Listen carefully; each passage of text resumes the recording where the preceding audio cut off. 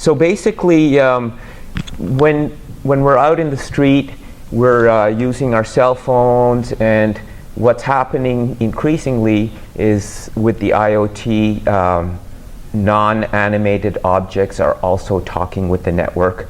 So as networks roll out in 5G, what we're going to see is a lot of automotive functions and other IoT devices talking with the cell phone towers. And that needs low latency, energy efficient computing that can deliver very interesting analytics workloads like John Masters from Red Hat was talking about. And we see this as a massive opportunity for our industry here in Silicon Valley. It's, people are looking at the hyperscale data center, but what's interesting, and it'll be in one of my slides later, one of my colleagues just reminded me that we've shipped 120 million ports of 10 to 20 gigabit per second rapid I/O through networks worldwide.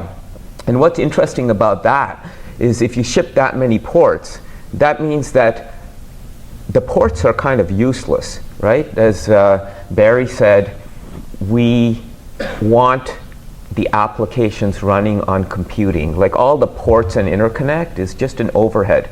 But if you shipped 120 million ports, that means you're connecting to 120 million endpoints that are doing application value. In this case, it's typically wireless baseband processing. But moving forward, what will happen is we will see more and more computing co-located at those edge nodes. And our mission at IDT is to connect, synchronize, and time all of that. And we have several key technologies that enable that network rollout. So in the wireless base station today, it's typically focused on the baseband processing. But moving forward, we're having more and more computing added in and applications running closer to the edge of the network. And I'll talk about a bit of what some of those are and some of the initiatives that are being done for it. I think it was at the Lindley Carrier Conference in 2012 or 2013, I first started talking about mobile edge computing. And there were no analysts writing report. I'm waiting for Jag to write his report, actually. He's late.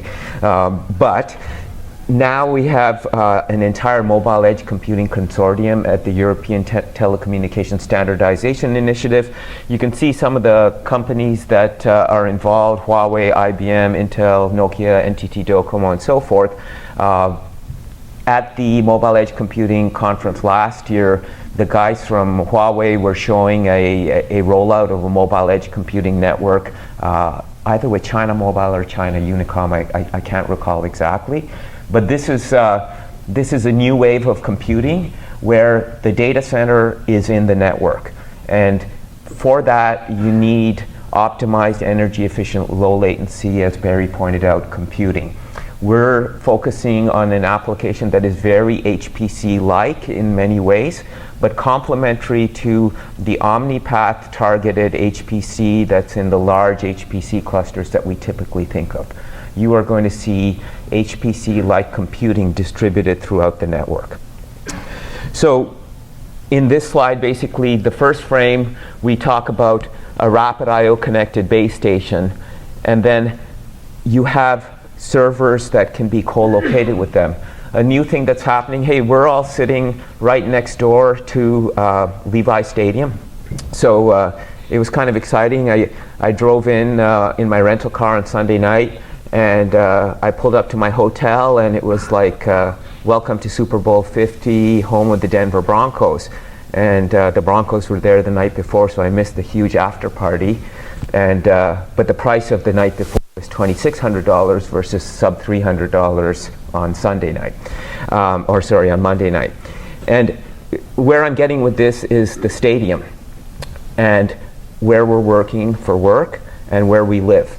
And traditionally what's happened in the networks is, those of you who are from carriers, there's a gentleman here from Orange, for example, you have been provisioning networks with processing everywhere. And then as we move down the 101 from our homes to our places of work, our bedroom communities are empty, and all that processing is not being used. Then we go to work, and we're overloading that network.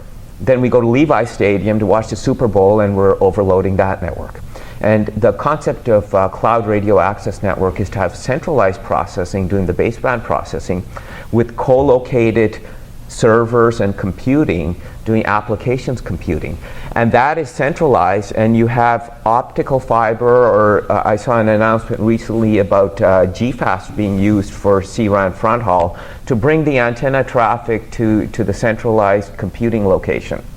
And what we're going to see is more and more applications loading in that C-RAN. We're participating with several OEMs on C-RAN rollouts, and you're going to see that coming in the next few years. We're all going to be users of that, and there will be computing co-located. So how does this fit into our presentation here? Well, what I'm going to talk about today is heterogeneous computing with an open interconnect that can be used to do the type of workloads that will be in these analytic servers that are distributed throughout the network, where the network becomes that quantum scale data center. And it needs to be very efficient, where you're not using CPU cycles, because you don't have the power and cooling resource that you might have in a hyperscale cloud data center. You need the energy efficiency, you need a low latency, fast interconnect. And something that's really interesting with this Rapid I/O interconnect, it has mission critical reliability. And where this becomes very interesting, and we're kicking off a few projects with some carriers in Europe that we'll announce shortly, is when you start doing autonomous and semi-autonomous vehicles with computing offload into the edge of the network. And that's where a mission critical reliability enabled interconnect becomes super exciting. And we're defining basically a FAT node that can be basically a CPU with FPGA and GPU based accelerators and storage, all connected with a uniform fabric. As my colleague from the RapidIO.org, Rick O'Connor, would say, RapidIO is a uniform fabric that brings together all these disparate pieces of computing in an open industry manner that anyone can participate in. So from that FAT node, we can scale it up from an appliance level system to rack scale in a central office to multiple racks. I think I'm frozen there for some reason. Okay. So what's all this Rapid I/O about? Well, all of you happen to be users if you're using LTE, by the way. And Rapid I/O is used to interconnect all the processing elements in typical LTE and the majority of 3G base stations globally. As I mentioned, there's about 120 million ports of 10 to 20 gig that are already deployed out there. And what it does is it collapses the best essential elements of PCI Express and Ethernet. So the scalability of Ethernet, the low latency of PCI Express, the hardware termination of PCI Express, and the guaranteed delivery that Ethernet can do, but it does it in software. And it does it all in hardware. And that's exactly, I think, Omnipath covers all of that too. We've just been doing this in the embedded market for over 10 years now. In fact, I recall being hired at IDT 10 years ago to kind of enable the deployment of this technology before our first silicon came to market. So it's been happening for a long time, and that's what Rapid I/O has been there for. I covered most of this, so I'll just quickly scan through. But one of the key points in this slide is the scalability and the ultra low latency that allows us to connect through switches at 100 nanosecond latency.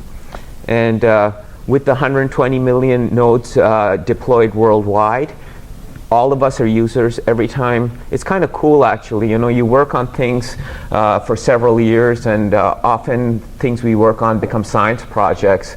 And in the course of your working career, you don't often come across something that you get to use daily.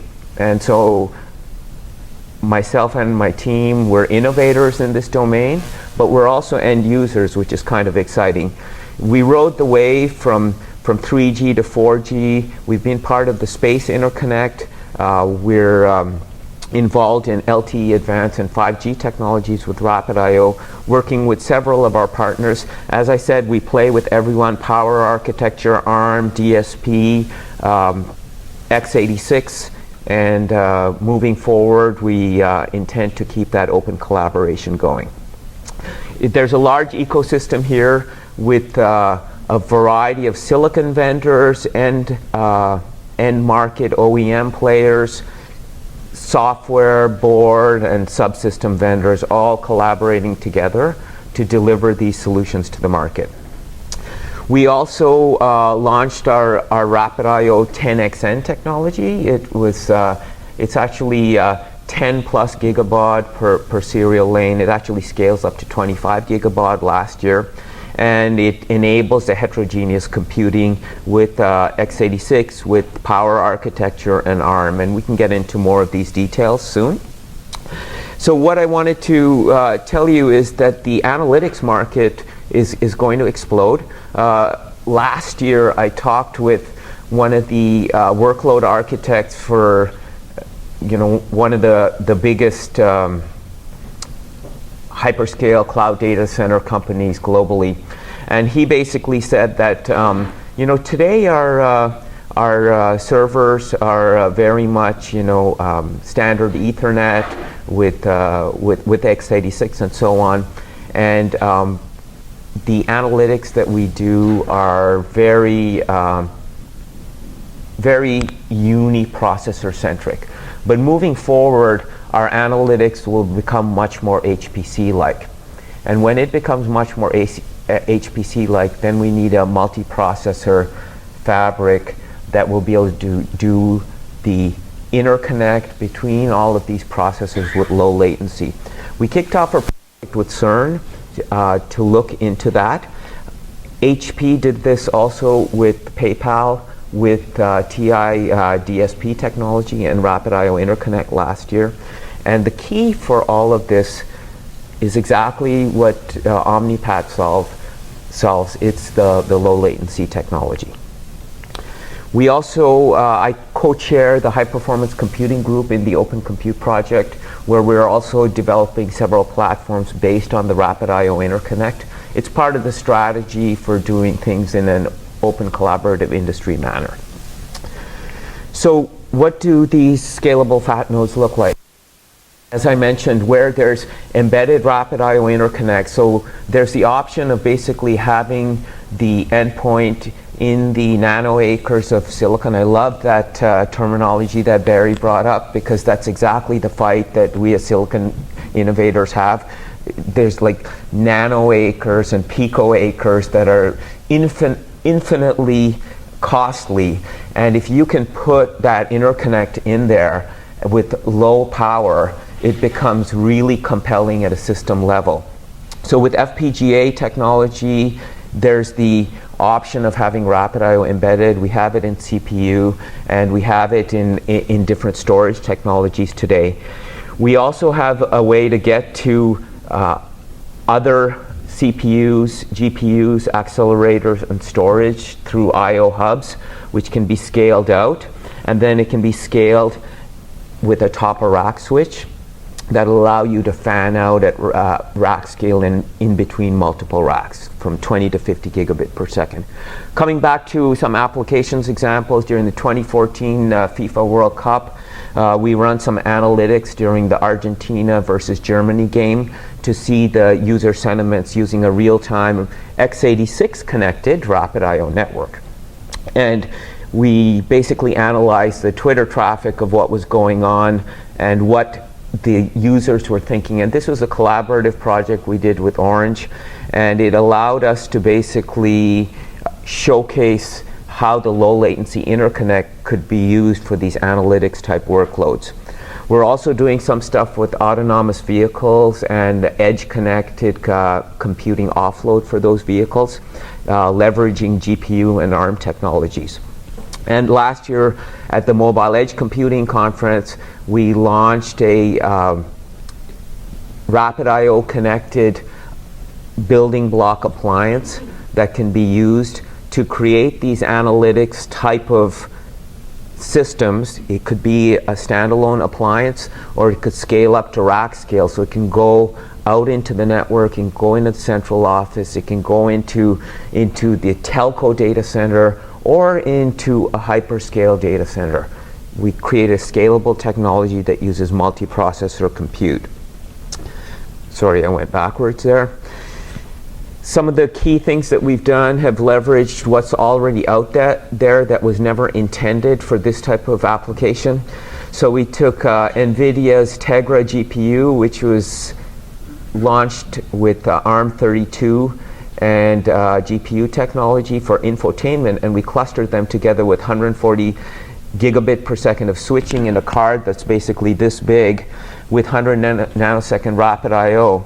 And we use that as a building block to put 1.28 teraflops in a single card, which puts 6 teraflops or so in a 19-inch. And scaling that up to 42U, you do 12 times 12.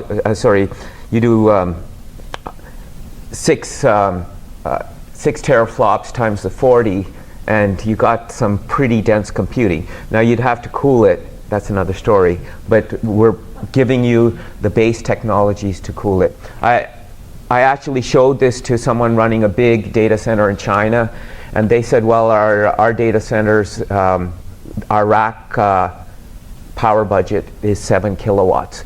So this would be great, but my cooling budget in the rack is only 7 kilowatts. So that's our bottleneck. It's not how much computing we can put into this. We have a means of scaling this out with rapid I/O top of rack switching. We have a 38 times 20 gigabit per second top of rack switch that is going to be imminently available in 50 gig. This thing actually goes up to 48 ports, also in a 1U, as Barry pointed out. And the lead customer for this was a CRAN telco customer who only needed to connect a certain amount and did not want to pay for the extra connectors, which would add to their cost structure. But the PCB and the interconnect allows us to scale that out. And it's available from a partner company of ours called ProDrive Technologies, based in Eindhoven in the Netherlands. Finally, closing out, we launched a analytics lab in our innovation center, IDT Innovation Center in Ottawa, Canada. And as an interconnect vendor, most of our customers come to us and say, okay, I want to do this analytics problem with this GPU technology or FPGA, this x86 or this power architecture. How can I get all these boards and put them together and run my application?